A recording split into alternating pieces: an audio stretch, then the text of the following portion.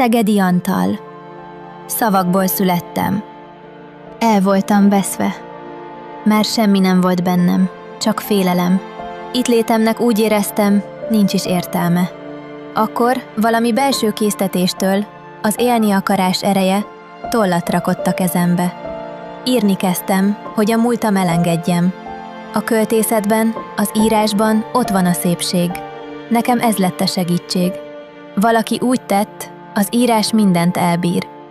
Nem pont ezekkel a szavakkal tette, de azt inkább nem írom le. Igen, elbírja az őszinteséget, az álmokat, az igaz szavakat. Az álmok nem mindig valósak, de attól még nem hazudok. De kérdem én, a hazugok vajon hogyan, miben segítenek? Leírni mi értelme?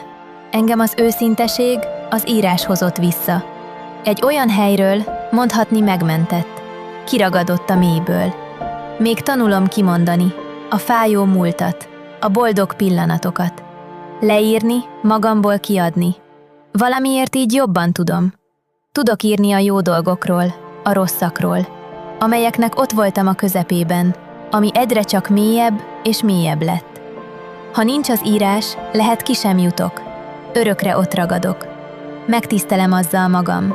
Az írást és az olvasókat, hogy azt írom le, ami ott van a lelkemben. Azt meg, ne kérdőjelezze meg senki, hogy igaz-e.